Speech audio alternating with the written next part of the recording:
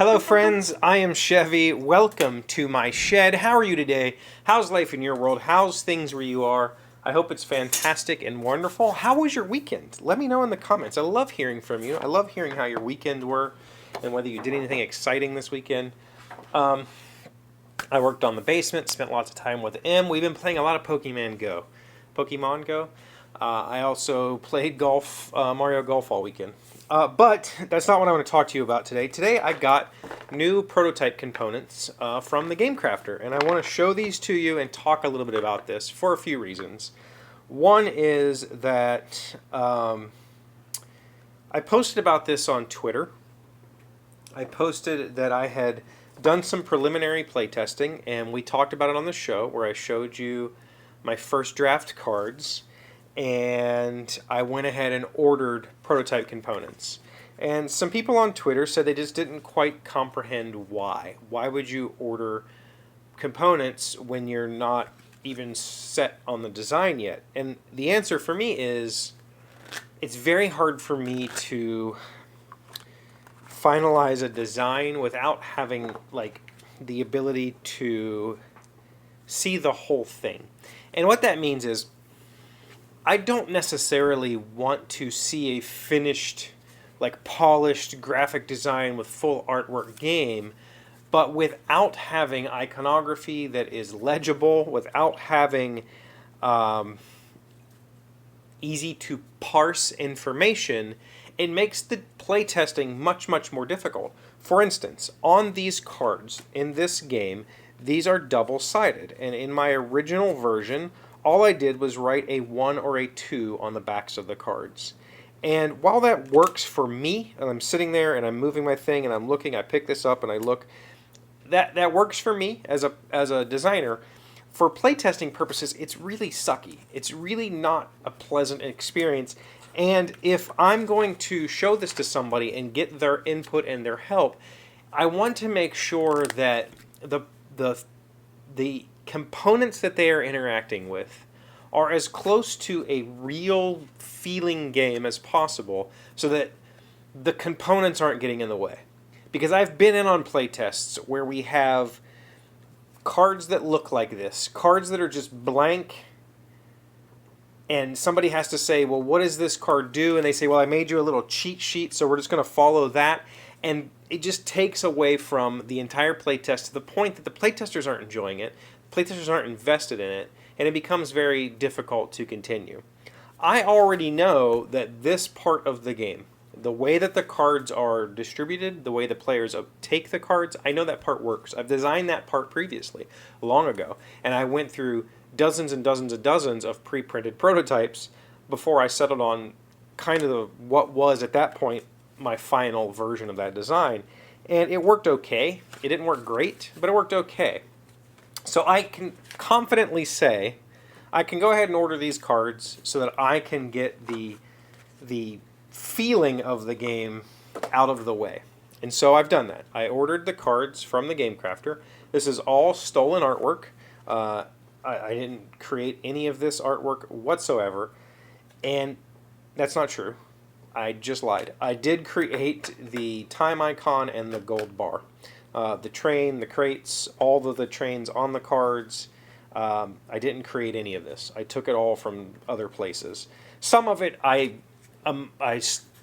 glued two images together to make the graphics, but it's not my graphics. I can't publish this design.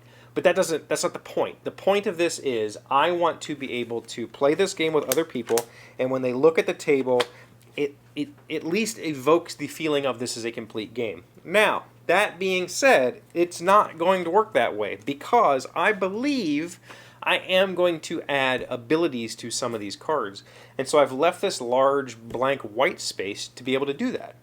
And probably with this version, I will handwrite it because this version is for me and M to playtest and maybe one other friend so that we can get a feeling for, do the powers that I have in mind work for these cards? Maybe they don't. Maybe they do.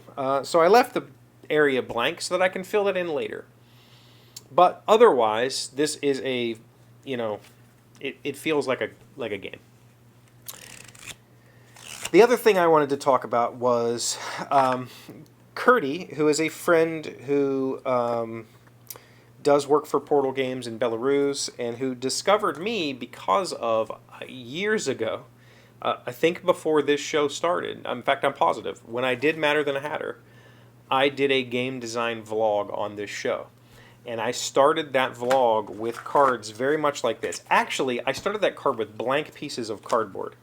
And I showed how I take the idea of, I had in my mind a conveyor belt of hats, how players would take those and put those into their area, how that conveyor belt would fill in, and using blank pieces of cardboard helped me figure out that mechanism. And then from there I could start adding things to the cardboard. And I did a series of videos, I think it was 3 or 4 videos, on the design of this game, where I designed this game on camera. 100% of the game design was on camera. And he asked if I was going to do that for this game. And the answer is no. It's just not that interesting, and especially considering that half of the design is already done, meaning that the mechanism for how this plays out with the cards and the little train guy, that part was done years ago. And so I would be like skipping ahead, and I don't want to do that. But maybe, at least in this format, we can talk about this as I work my way through it. The same way we talked about the utilities game, which I hope to be able to playtest this week. I'm trying to find some playtesters that will agree to that, and I can give it a try. So hopefully there'll be a little bit of a playtest update at some point in the future. But I'm excited about this. Again, this is GameCrafter, and I think the cards turned out great. The color matching is a little bit more concerning on this version. It's not going to be able to be captured on camera, but some of the card backs are a little more yellow than others, which I think I did use a yellow gradient on these, a very, very slight yellow tone, but on some of these it's much whiter than not. But I think when all is said and done, if I was to fan this deck in front of you, it's not like that's going to be game-breaking or give you information that you weren't expecting.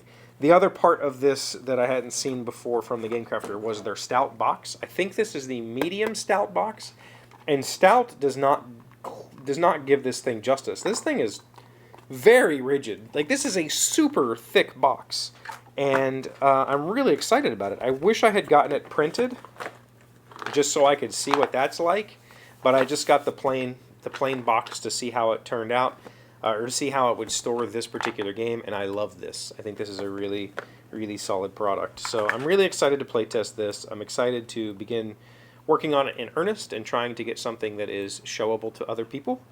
That is, after all, usually my goal with these types of things. So we'll see if I get there, and hopefully I can get there soon, and then we can talk about it again. If you have any questions about the products, the GameCrafter products, or the particular design itself, let me know in the comments. Thank you for being here as always. Thank you for liking, commenting, subscribing, being amazing friends and wonderful people. I really appreciate you, and I'll see you again tomorrow. Today's word you should know to sound smart is geopolitical. It is an adjective meaning anything having to do with the politics affecting the relationship of 2 or more countries, especially when influenced by geographical factors. Geopolitical instability in the Middle East is fueling rising crude oil prices. Geopolitical. Geopolitical. Speaking of bombings, why are we still dropping bombs? It breaks my heart,